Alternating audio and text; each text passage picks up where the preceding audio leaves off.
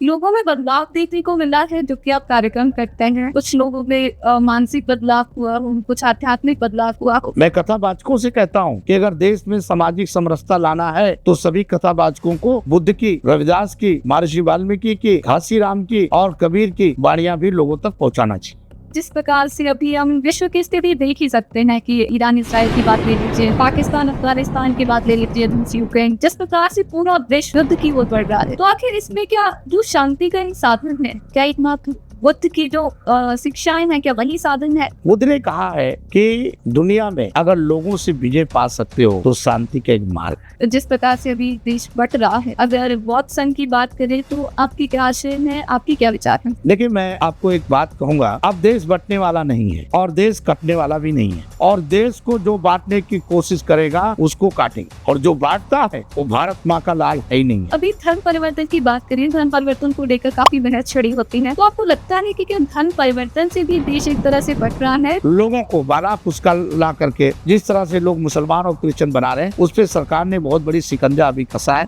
देश बटेगा भी नहीं और अब देश का सनातन कटेगा भी नहीं। अगर कोई सनातन और बौद्ध, सिख और जैनों को काटने की कोशिश करेगा तो उसको जवाब मिलेगा। आपने बताया कि देश विकास की ओर बढ़ रहा है, लेकिन अभी जो आपने कहा कि देश के विकास में अभी अगर भी बाधा है, तो दो ऐसी समस्याएं आप क्या समझते हैं जो अभी हमारे देश को जकड़े हुए हैं, जो विकास की ओर जाने से रोक रही है? कोरोना महामारी के समय जब वैक्सीन की बात आई तो कुछ मुसलमानों के मोहल्ले में जब वैक्सीन लगाने लोग गए तो उन्होंने उसको भी नाटक बनाया। मैं यही कहूंगा, आपको किताब और कंप्यूटर की तरफ अपने बच्चों को भेजिए। तलवार आपकी रास्ता नहीं है, और विकास तभी देश करेगा जब आप शिक्षित हो जाएंगे। शिक्षा वो शेरनी का दूध है कि पीते ही लोग डांटते हैं, इसलिए अपने बच्चों को पढ़ाइए, इससे देश विकास हो। लगता है उनकी मानसिक स्थिति में बदलाव हो सकता है। डॉक्टर अम्बेडकर जी ने किताब लिखा है पाकिस्तान बंटवारा। जब 3 तलाक प्रधानमंत्री जी ने भारत में लाए तो यहाँ के मौलवियों और मुल्लों ने कहा 3 तलाक को नहीं मानेंगे, हम भारत का संविधान नहीं मानेंगे। जो इस देश में